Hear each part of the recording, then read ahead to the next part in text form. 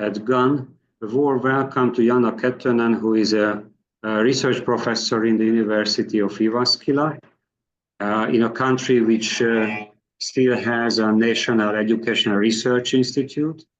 I'm saying it in a very jealous way because, for example, in case of Hungary, we don't have this type of institute anymore. And then the reason why we invited Jaana, because we started a cooperation in the Central Eastern European region. At the moment, there are 4 countries and 4 associations participating in the project. Namely, the countries are the Czech Republic, Slovakia, Hungary, and Romania, which is partly Central Europe and also Eastern Europe. And then the agencies or the institutions, associations behind are mainly relatively small NGOs working in the field of career guidance. The Slovak agency is 10 years old, the Hungarian as well, and by heart I can't tell you exactly the number of ages since the Romanian agency has been working, or the Czech, but more or less this is who we are. People who are very much keen to further develop and reinforce lifelong guidance systems and then services, taking into consideration the citizen's right and taking CMS, the career management skills, as a citizen's right. And then in the last year IAEVG conference, we heard so much from you and also from the other colleagues in Finland, introducing the new competency framework you worked with in the last couple of years. Now, if I'm not mistaken, this is also a globally known phenomena through the IAEVG and many other different channels. So what we really want to understand from your presentation, how can we mobilize this knowledge in Central Eastern Europe, where you will see, based on the question I assume later on, that we are in a very different stage of development at the moment, but we are ready to improve. So a warm welcome again, Jaana, and then the floor is yours. If we can agree that having your presentation like half an hour, that would be super, and then probably the audience going to have a few questions to you afterwards. Thank you. So the floor is yours.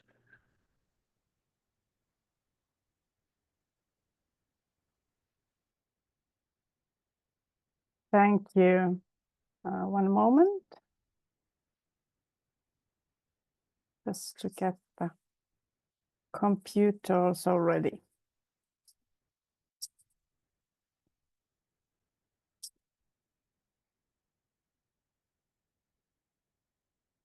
Okay, I need to use, hopefully this will work for now. There is some tech from my side. Can you, Tibor, is this visible enough? Yes, it's readable. Okay, good. All right. Well, good afternoon, and thank you very much, Tibor, for your kind introduction.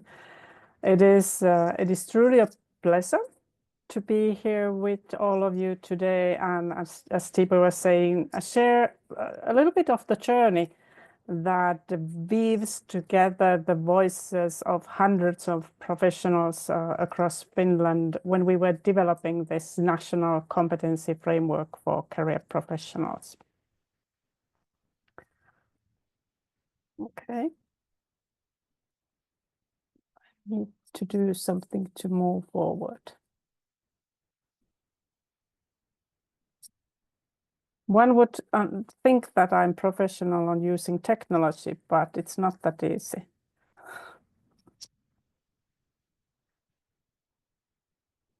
So let's start by having a look. How did this all start? Finland's national strategy for lifelong guidance in 2023 outlined that our country is recognized for having a highly professionalized system of guidance by international standards, but the professional title and qualifications of those who work in the field, they are quite, we have a lot of variation in there. In response to this, this same strategy made a development proposal highlighting the need to draw up a national description of the core and special competencies of guidance work to improve the quality of guidance and strengthen the professionalism on the field. So this isn't just about setting standards, it's also about creating a shared understanding, a common language that allows professionals to describe, assess, and develop their practice, no matter where they work. And to support this, the strategy also called for comprehensive evaluation of education and training pathways for guidance professionals. That was a partly parallel process that took place in Finland. The development of the national competency framework, it was made possible through EU recovery resilience facility funding. And that actually then gave us really an opportunity to carry out this work on a national scale with the depth, breadth, and the inclusivity that was required.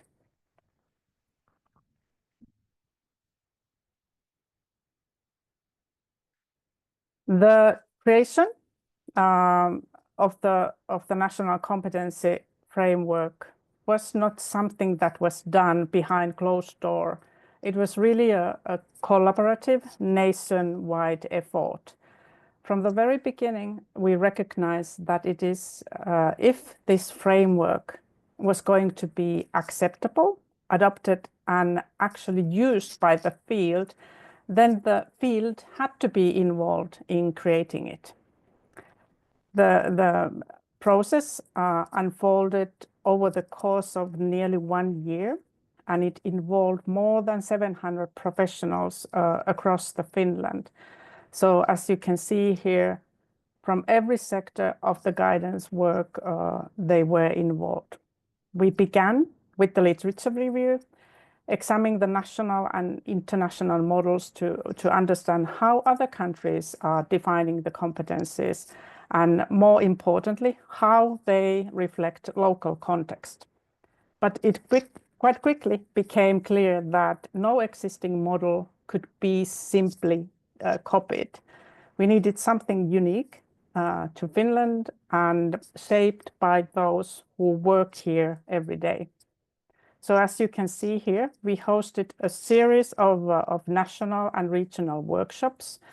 Some of them were in persons, many of them were online, with participants from schools, higher education, public employment services, youth services, one-stop guidance services, and specialized, also those who work in specialized, more demanding contexts.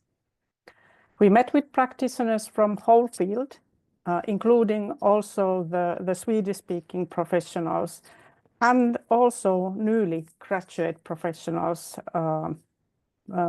also the training providers and universities who are responsible for educating the future guidance staff were involved. You see in the picture, there are pencils, and that describes that at several key stages, we publish drafts of the competency frame for open online consultation.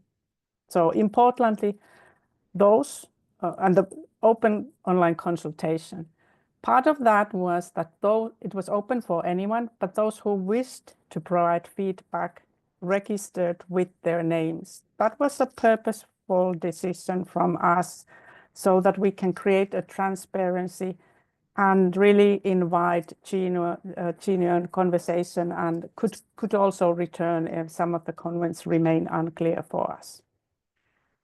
And based on the feedback and workshops, we refined, we simplified, we clarified, and we continued to work and remove the redundancies.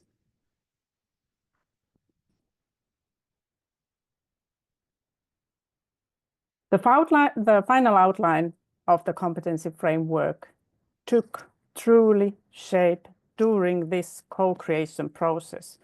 When we started, the very first frame based on the literature review was quite different. It was shaped truly in this process. Rather than trying to keep the model that we started with and asking people to adapt it, we let the framework emerge through the dialogue, through the iteration, through challenge and challenged questions and discussions, and through then finding on consensus. And as a result, I think the structure that we have arrived is somewhat at least solid, but at the same time flexible. It's rooted in what practitioners actually do and adaptable to a wide range of roles and context.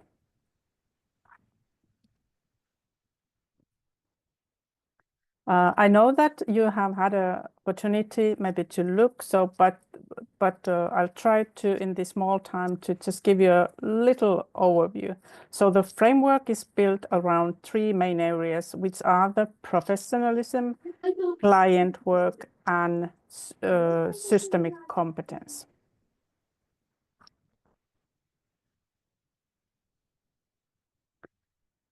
The competency framework consists altogether 12 competency areas, which are grouped into the three main areas described above. Each competence area describes the specific competence needed in the work of guidance professionals now and in the near future.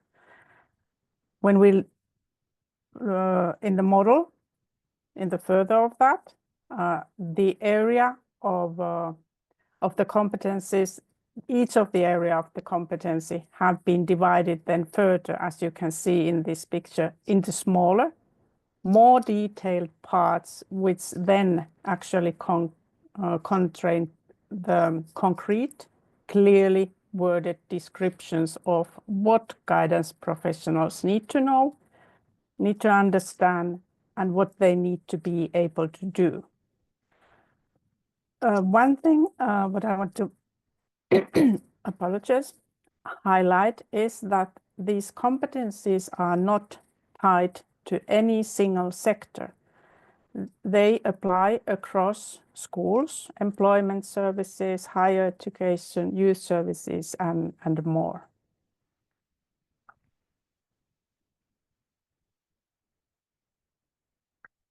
Just you will have an opportunity dig into deeper, but if we look these areas, so first area, the professionalism, this is really about who we are as practitioners.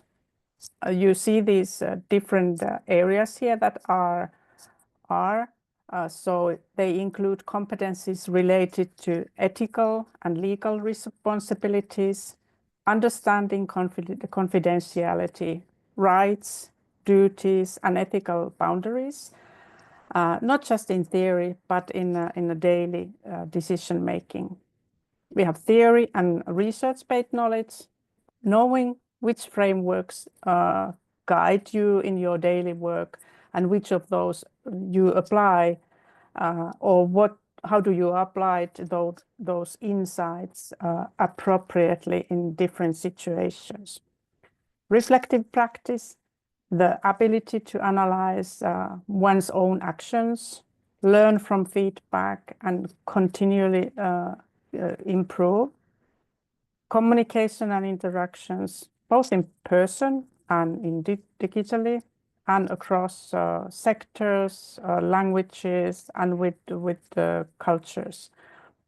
And then the digitally competence, not only using technology, but understanding how it affects the guidance process and understand the privacy, moving from or understand the privacy matters? How do we involve and how do we participate on online settings, and how do we create presence in online settings?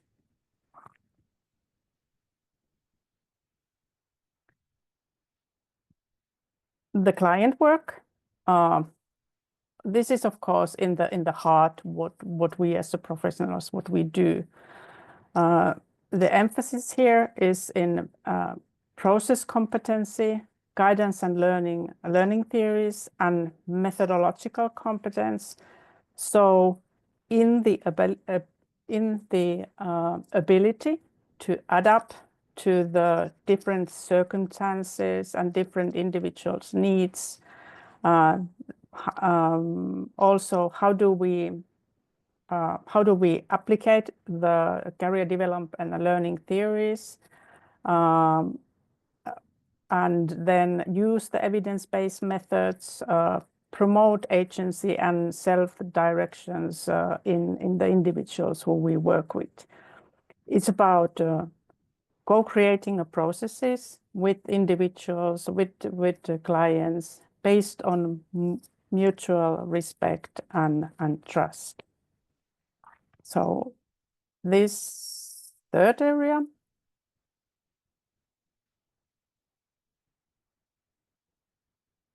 the third domain is perhaps the most, well, I would say most forward-looking in a way, the systemic competence. The work that we do, it doesn't happen in vacuum. It takes place within systems, within schools, in employment services, in regional development structures, and it often involves multiple actors. So this domain really includes competencies that relate understanding how guidance fits into larger framework, how it fits into institutional and even policy frameworks. Having a competency and understand how can we contribute to the design and improvement of the services. How and what kind of competency we need when we work in multi-professional teams. You see there is networking competency area. And how do we engage and what kind of skills and competencies it requires in engaging in strategic planning and advocacy. It's also about being able to explain what do we do, not only to the individuals, our clients, but to colleagues, to funders, and those who make decisions, whether the decisions is in your own institute, in regions, or policies. To speak, what kind of skills and competencies it requires to speak the language of system, I would say, without losing the sight of the people, the clients, the individuals who we work with and who we work for. In today's world, this systemic competence, it's not optional anymore. If we look our context here, it is essential for anyone who is working at the intersection of education, employment, and social work.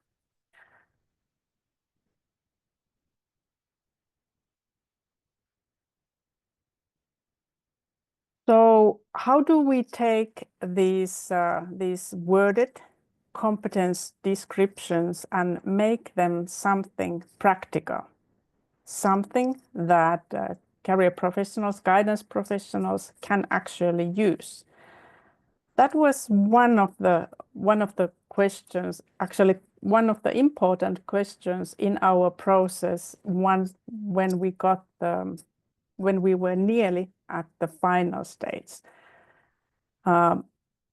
not only that we wanted to make sure that these are available to read online, we wanted to ensure that framework just doesn't sit on a shelf, but then we stopped and wanted to build alongside a concrete, easy set tools, easy to use tools, so that these tools could support professionals to reflect, to assess and plan their own work, or their own development, their own goals, even if I would say based directly on this competency framework. What did we do? We created three different tools. And these tools, they actually have two key purposes. The first one is that they can support you on your self-assessment. So helping professionals to reflect on their own current level of competencies. And secondly, to give the tools where to support on setting and monitoring on possible learning objective. So turning the reflection into real development. And not only, although that the first beginning it was that the tools would be a self-assessments, but they can be used in your organization as a whole. You can look how we as a group of professionals provide services, what kind of competencies we have. So we've learned that they have been used also in not only on self-assessment, but in group or institutional level assessment as well. So we have here is the descriptions. We have 3 separate, it says forms, because they are available in paper, in very traditional, so you can use them in pen and with paper and pen, or all the tools are also available online. I'll shortly show you and describe. So based on the competency descriptions, first there is this competency assessment table. So this is a structured form that allows anyone to assess their own level of competence by comparing their own thinking of the descriptions, and you see the scales there are. So we've created this 3-level scales for competency levels, and this helps to pinpoint or see where one feels confident and where one might think that there is opportunities to strengthen the competency. Then the second tool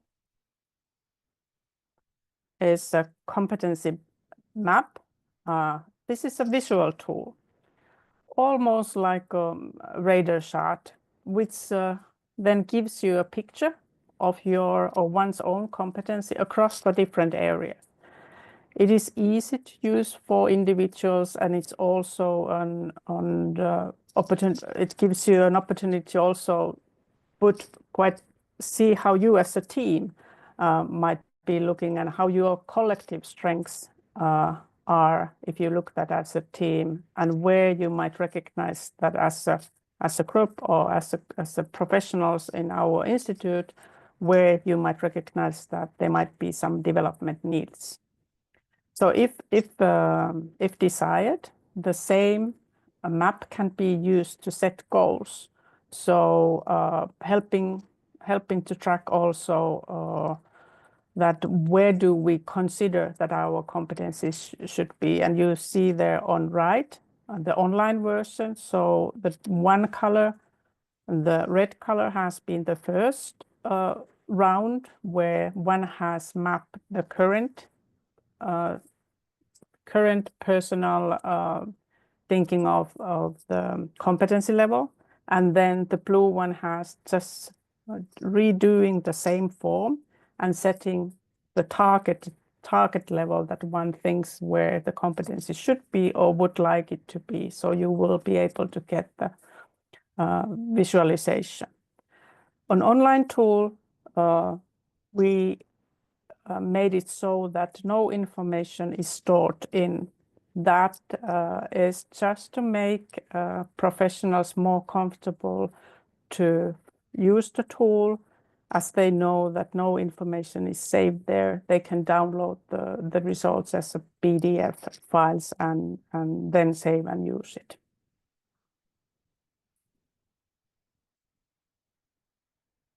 And then the third form, as said here, then we have created the competency development planning form. And this is where the reflection then becomes, in a way, an action. It is developed to help professionals identify specific goals, plan concrete steps towards those goals, and monitor their own progress over time. It's a tool for structured learning, but also for professional ownership. It is also a tool that hopefully will help. For example, in Finland, sometimes it's not that easy to get on these days opportunities to go for training. It is hopefully gives an evidence-based way, in a way, to provide rationality for the person who you need to ask, maybe to give you a grant or give you an opportunity to go in-service training. So that's the idea also here, that these three tools together could build something that help not only the professional, but also the ones that they work, or ones that you need to show your work and what kind of skills and competencies is needed, so that it gives a discussion, a way to raise a discussion, and also a way to act on. These tools are already being used in staff development programs, in quality assurance efforts, in professional training. The tool has been taken into use. For example, when the students come to the training program at the university, they use this tool when they start, and then they use it during their education, and it is a discussion tool during the conversation with the trainers in a program. Well, I know this is very short and quick overview. In the slides, here are the references, and also I added if you have interest on looking the competency frameworks and assessment tools, there is a straight link, and all of the tools are available online for free. So if you want to test or use, they are available currently in 3 different languages.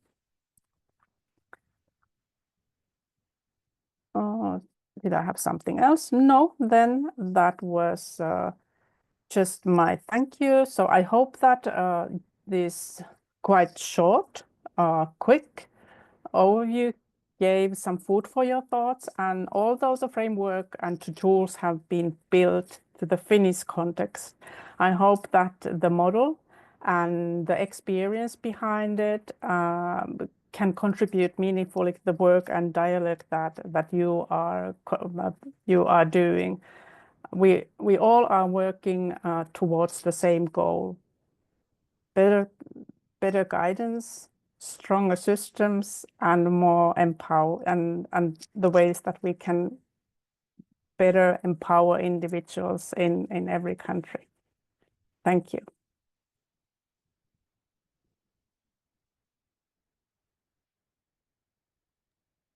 Thank you very much for this very short but very compact overview. And then in the chat, we are already circulating some of the references. Actually, we start the circulation beforehand. If I can just, before moving to the question and answer part, mentioning why you are here today. So already Yes. giving an explanation that one of our work packages is about the benchmarking or reviewing the 4 countries' different type of competency frameworks for career guidance professionals. And because it is Central Eastern Europe, it's not as easy. So it's only the Czech Republic has an official state-recognized competency framework for guidance professionals under the Ministry of Education, not the other 3 countries. However, there are different type of guidelines which were prepared by professionals like us. So then the million-dollar question starts here, how you start reviewing the puzzles, the different patchworks. And then why Finland and why we invited you? Because we also started to reviewing the very well-known IAEVG and other standards like the Canadian ones. But I think it's only the Finnish which has very fresh references to all of these previously established guidelines all around the global level or in different countries. I assume the question going to come either people are going to activate their mic and they want to pose the question directly, but if I can ask you then in this case do it in English. Or you can type your question as well, and then I can read it for you. As the questions are coming, we already had a couple of questions which arrived before the webinar. So if you let me, then probably I'm going to check with those. Okay, I'll start with those questions. The first question is that what is the implication of this new competency framework in the Finnish education system? So how was the impact, or what could be the future impacts? The Finnish education system. Yeah, and it is not specified that are we talking about the general education, higher education, or vocational education. So then take the liberty how you want to answer. Well, as I said, I think as a whole, what it gives a common frame when professionals talk about the competencies, it's a common frame that can be used. One also, if we look the training institutes who provide the in-service training, I go a little bit in the side, but they also have an opportunity to use the frame. You see, we have used the numbers on, for example, on indexing their training. So if professionals are seeking that they would like to strengthen their competency on one of these areas, training institutes who provide in-service training, they could use that similar coding saying this training course fulfills the national competency framework, especially, or is targeted in certain areas. More generally, I think the whole frame gives a frame for those who work, to recognize as the tools were developed, to recognize that they see what are the skills that are needed here. They also recognize that where they possible could strengthen on that. The reality is that, of course, when we look the whole education system, for example, the university level, universities are quite individuals, so it's up to them, and the whole frame is up to the professionals. How do they make the best use of it? But so far, it has got a really positive response. Yeah, and my understanding is, as you showcase these self-reflection sheets, which are also available for the model, and then you already published these. Even I'm aware that it's partly available online, so you can visualize your own competencies list. But yes. Just changing the mindset, I see the rationale how this can be used for reviewing curricula in different universities. Yeah. Offering guidance studies. And if I continue on that, we use this frame when we were evaluating all our training programs in Finland. So all professional, all the training that train career professionals or guidance professionals, this frame was used when we compared their training programs and how well they fulfill the requirements. That is a separate study, currently published only in Finnish, but the last link in the slide has a link to the IAEVG magazine where there is a short description of the results of that analysis. But the competency framework was used on that as well. Yes, thank you. And we just had received the IAEVG magazine you referred to. So there are also IAEVG members in the current webinar. The Slovak colleagues just reminding me, to be fair, that the new lifelong learning legislation is in progress in Bratislava, and then they have high hopes that the career development practitioners legislation or competency profile working with adults going to be a part of it. That's going to be another seminar, hopefully within a year, when we can showcase the status quo of this region. Still keeping the focus with the Finnish standards or competency frameworks. You are avoiding using the work standards, I guess. What would you say? What is the unique point? Any of the competencies in the new Finnish framework, which was never really highlighted in the previous ones, as you already mapped your new model to previously developed ones? What is really unique? I think many things are there. I don't know what is really unique, but I think the systemic competence part, as it is here, a part of really the competency framework, that it's one of the three main areas, maybe is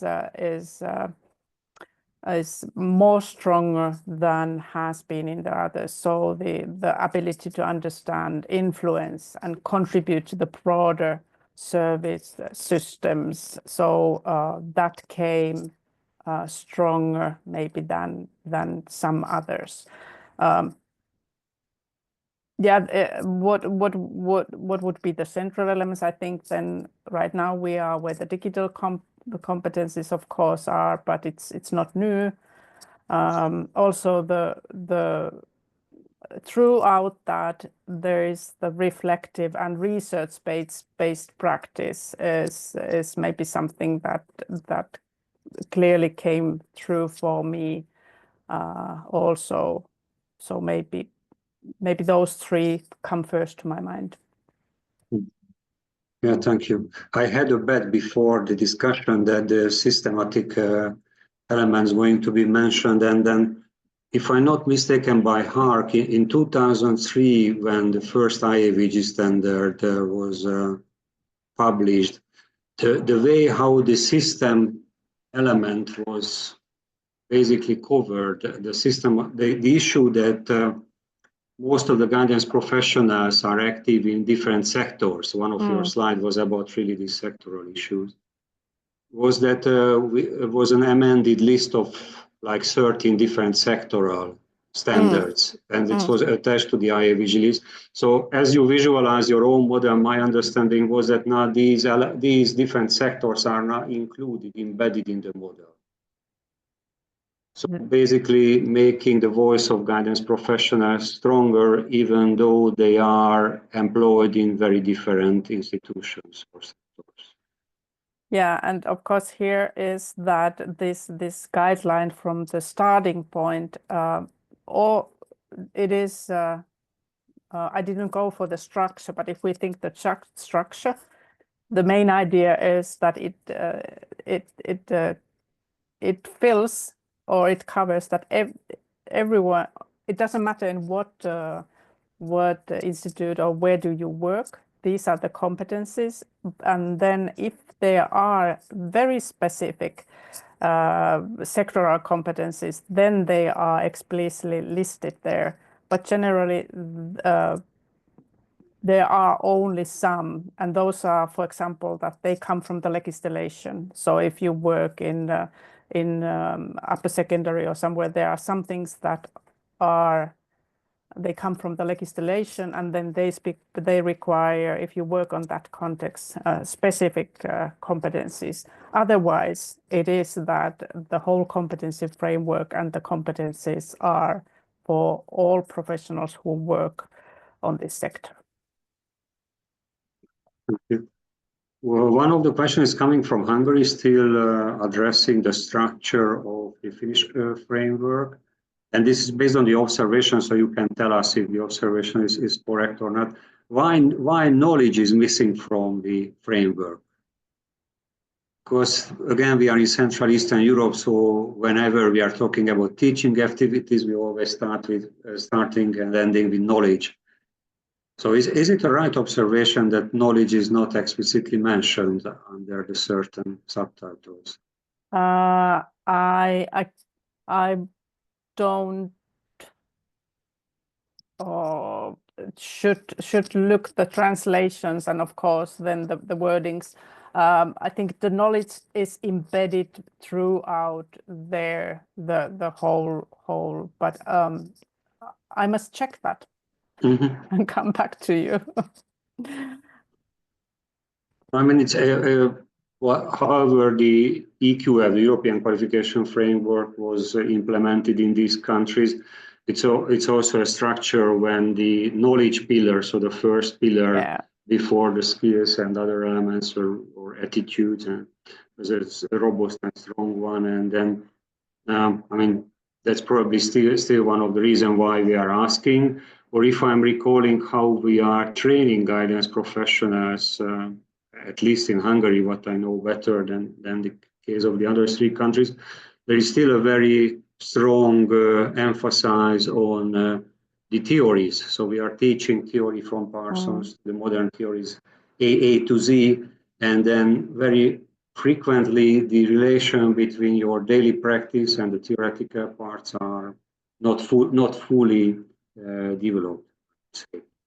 Yeah, you see that the theories are very strongly still there, but it's also how do you make them, you have, the theories are, you need to be aware not only the guidance theories. So I think the theories that we have listed are a little bit wider.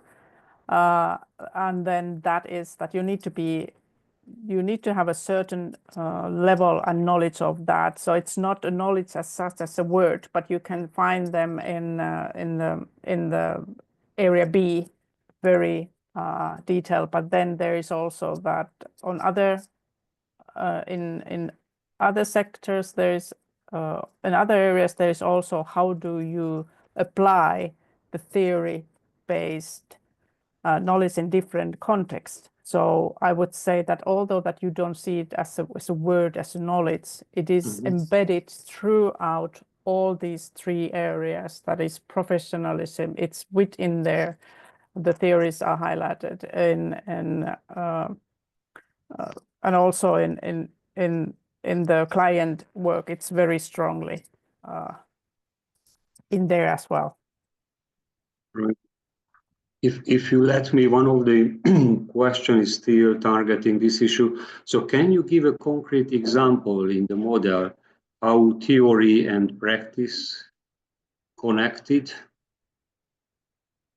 Or how would you read your model if you want to connect the theory with practice?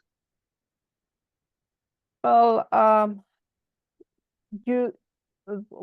think generally it is you need to have an understanding, or you need to be aware of the theories in order to make a practical how that become a practical activities. So I mean, you have career construction theory. So if you learn from that, then for example, in educational settings, then you can invite students to do activities like drawing the maps on life maps that explore their personal aspirations, and then you can work with students from there. System theory, that of course highlights the role of social institutions, policy environments as well. And I mean, if you work in one-stop centers, then you work along with the multi-professional teams. You need to be able then align your services and jointly support the young people's pathways. So none of the models are in theoretical models are really taught in isolation in Finland. The Finnish really, I would say that here the training emphasize how do you integrate the theoretical knowledge already in a training to a real situations when you work in practice. So it's not theory for theory, but also theory and how do we apply that in practice is I would say that the curriculums when they train professionals. Thank you. There are a few more questions coming from the audience, but I also encouraging anybody who's in the call, if you want to ask your own question, preferably in English, then go ahead. So the new question is coming from Slovakia. Stefan writes, I may have missed something, but how is this competency framework linked or even transferred to the training of guidance professionals? And in this relation too, are there any qualification standards for the career guidance professionals in Finland? Yes, there are, but then the question is to you. Yeah, how does it link to even transfer to training of? Yeah, that is very good question, and of course this is up to the training institutions. So it is a national frame, and training institutions are now aware of this. I do know that of course, for example, our own university, they have a training programs for career professionals, master degree, and also others. So they've used the tool when they now updated their training programs, and that was one reason for why we wanted to make sure that the trainers are also involved in the process, so that they have a say, they can see how it emerges, and they have an opportunity to comment on the frame. So there's no regulated that they need to follow that, but I would say that generally the framework has quite a good acceptance, and since it was also initiated from the lifelong guidance strategy, and funding came from EU, and the project was led by funding that came from the ministry, then of course that gives a strong sounding board for that as well. And your question on other, are there any qualification standards for career professionals in Finland? If you work in educational settings, you need to have a master's in there, the qualify. And then that is if you work there is a variety if you work in higher education or if you work in public employment sectors, and there we have a big transformation currently. The responsibility has moved to municipalities.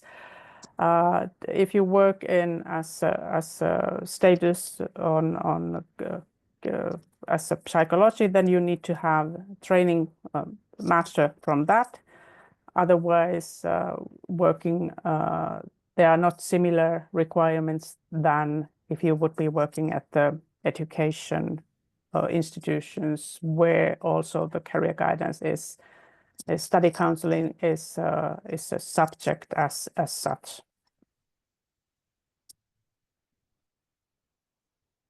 Yeah, I'm just wondering to adding to the answer and also to the question that in some countries, also in Central Eastern Europe, there are strong legislation which are providing a framework for universities about the curricula.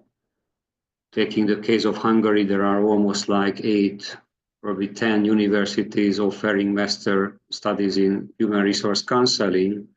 But when you check the outcomes and the level of understanding of the former students about career guidance, counseling, or lifelong guidance as a topic, then you end up with a million of different type of answers.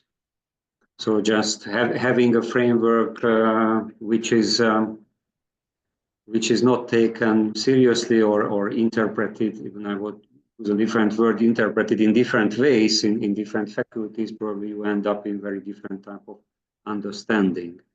My favorite discussion with students is when they, after having a half a semester or a semester long career guidance class, they want to say something nice and telling to me that, oh, dear professor, this is almost like coaching. So then it says something about the level of understanding how serious career guidance is, and then how we understand different elements of the professional elements of being a guidance professional. Yeah. I'm looking around if there are more questions. I have probably 2, 3 more here coming previously from the audience, as the others probably still thinking. One is very much about the research level. So what aspects would you see important in phenomenographic study which inspired your original research and can be used in building national frameworks for guidance? I hope I captured the content of the question. Yeah. Here.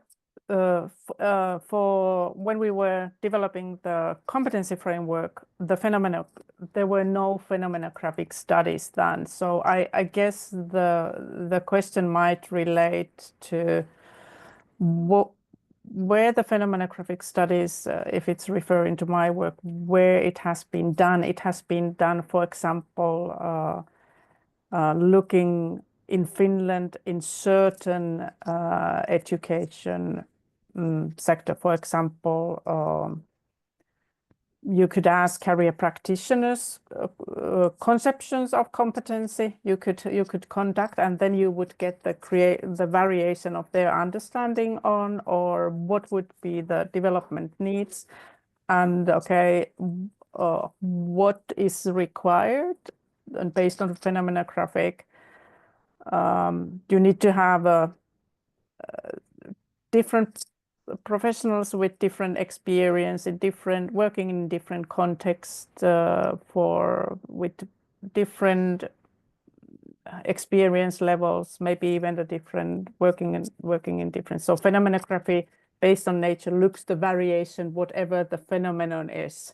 So once decide the phenomenon, make sure that you have a variation in a group who you are seeking the information, and then those would be the key aspects. But just to saying, in this work, we didn't use phenomenographic literature. Analysis was based on content and thematic analysis. Great, thanks a lot for the clarification. If we still can have one more question about the methodology. You mentioned that 700 professionals were consulted all around the country. Just could you give us a hint? What was the methodologies to use to reach them? So focus group surveying, what else?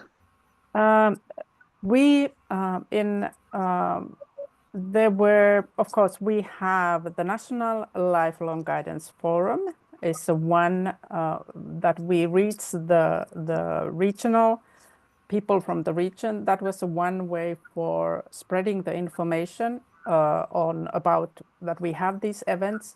We also combined the workshops with our national events, which are for professional associations. So, for example, practitioners who work at the school, they have a national association who has an annual conference. So we were in contact with the association and asked if we could conduct such workshops in there, and there were nearly 90 people who came to the workshops, which were face-to-face within the existing conference.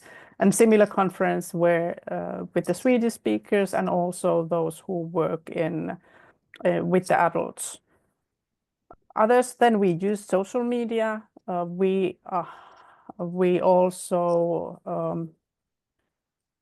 informing about the events where we are, but to start with, as Tibor said, we are where I work. It's a research institute. We also have a national task to provide evidence base to ministries. So by starting, we also have a strong network that we share the information about the project. And the one really was also that we opened that for, as you saw, there was this communication opportunity for anyone. So anyone who had an interest could read and follow the whole process. The process is still, okay, well, it's only on Finnish on the website that you can see. But if more detailed is something that you want to learn, happy to share. But really, we tagged some of the events with the existing events, and that was really helpful. Very, very practical and pragmatical approach, also for us. Another question is coming, which is about the special education. So in what sense the needs of the pupil under special education, different types of special education needs, are reflected in the framework? You can also read, I was just reading the main element of the question. Is it in the chat? It is in the chat, yes. Okay, let me see. So in case of Finland, how are special educational needs of pupil students reflected in your framework? Any methodological ideas addressed to the clients of dyslexia, ADHD, I have difficulties with this abbreviation, or any other type of special education needs? Yeah, so the challenge here to see, but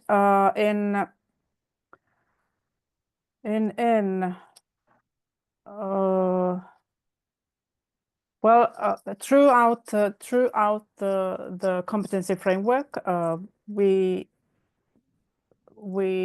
as in Finland the whole this question relates that we have a quite multiple systemic approach to support the pupils who are facing the disadvantages or other challenges. So just to tell a little background, in schools there are multi-professional student welfare teams. So they operate in every school, involving the school counselors, special education teachers, psychologists, and nurses. So part of those competencies are how do you work in the multi-professional teams? How do you make sure that if there are things where other professionals are needed, you involve on them?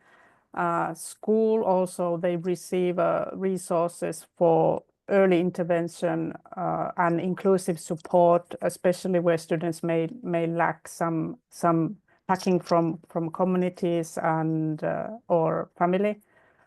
The Ohjaamo, the one-stop center model that provides really a coordinated guidance and social support for young people, focusing especially on needs, and also so those kind of competency areas and things. And also if you seek the documentation and the words, I think the emphasis has been also to make some of those shortenings and how do we support the students with special need. But generally here career professionals are working in the multi-professional welfare teams, and so they also recognize where are their competencies and where are the competencies that come from someone else,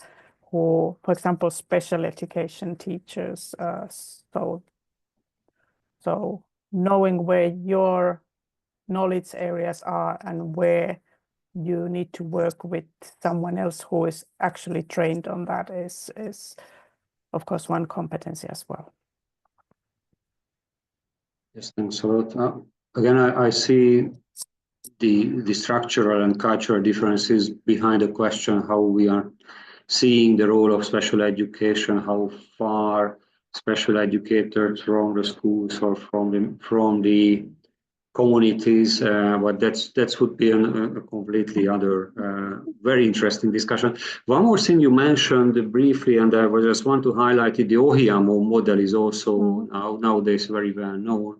Even the Finnish word is well known. And if I'm not mistaken, but probably somebody's here from Slovakia who can clarify this, in the current period, the Slovak government decided after visiting the Ohjaamo that they want to build a youth center. So I heard about Košice and some other locations as well. But just pop up to my mind as I heard the word of Ohjaamo, because otherwise this type of multi-professional teams which are integrated in the Ohjaamo, this is what we had in Hungary during the communist years until 1981, where they closed them for the change of the regime. So from late 1960s until early 80s, Hungary had the system, and the Czechoslovakia, that time called Czechoslovakia, also had very similar features available. Unfortunately, none of these survived until the changes in the early 90s. This is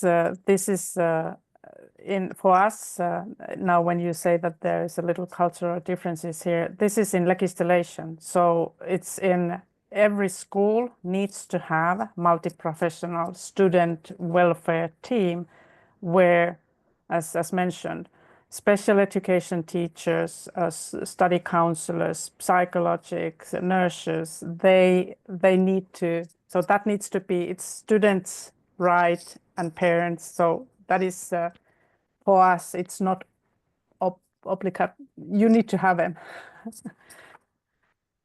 Yeah, but just to really finish this sentence, the question is that what you have in the legislation, for example, in Hungary, we have the 20 pedagogical county centers guaranteed by law to all the pupils, teachers, and parents that they have access to this type of pedagogical services. But on the other hand, there are the school districts, and then the school districts are very often geographically also far from these centers. So whatever you have in the law and whatever you have in your daily life as a pupil, as a parent, as an educator could be very different. And yeah, this is just this is not a regional, it's a school level. And it needs to be described also in school level. So I think that actually is in place. Of course, we all know that more and more we have young people who have some challenges. So this is also coming through. It came through our focus groups that practitioners were pointing these out. Right. I assume it's a challenge everywhere nowadays in modern societies. I'm look around one more time if there are more questions to Jaana, using this unique opportunity that she is with us. I see no hands and no new messages in the chat. So if there are no more questions this time, then we're going to circulate again with the memo of the webinar, of course, the resources, so all of this information what Jaana was talking about partly or mainly are available in English and then in a written format. So the self-assessment questionnaire for professionals and other tools are also available online. And before we just closing, I have two more, or basically three more tasks to fulfill. The first that mentioning that we're going to have the next webinar in the before the summer break in 18th of June about sustainability and green guidance in the region, which is still probably a very, very new phenomenon for most of us as practitioners in these countries.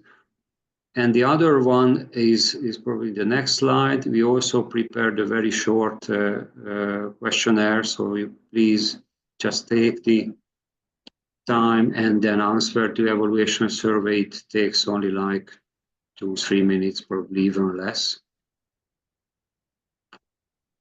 And at the very end, Jaana, big thanks to you for your availability and sharing your recent work with us, and then also some of the background information, how we actually started the development of your own competency framework. Because very often when we start reading, reviewing these type of frameworks, which are often online from different regions, we don't know the eschatology, so we don't know the background of these stories, and then you highlighted some of these. Still, just a few takeaways from my side. Very strongly here, what you mentioned about the localization. This is what we keep saying all the time here as well, that guidance as a profession has a cultural element, and then without localizing the content, it's not going to work. You mentioned a systematic approach, how you use system theory, but also the practitioner's knowledge about systems to build something around career guidance professionals. Even if I want to visualize these systematic sections or section C in your framework, it seems to me like an umbrella which you can put over a few, so then it's saving or providing type of safety net for different type of professionals working in the school district, in public employment office, in private agencies, HR recruitment, and so on. So it's also somehow an important message for professional associations like we are in the 4 countries, why competency frameworks are important, not only for the end users, for the counselees, but also for the professionals. So if no more words, again, thanks a lot for this webinar and for your time. We learned a lot. more webinars going to come very soon. You already heard about the second one, and the additional third one, fourth one will be announced in time. So thank you for everybody joining today, and hopefully see you in June, 18th of June, during the next webinar. Thank you.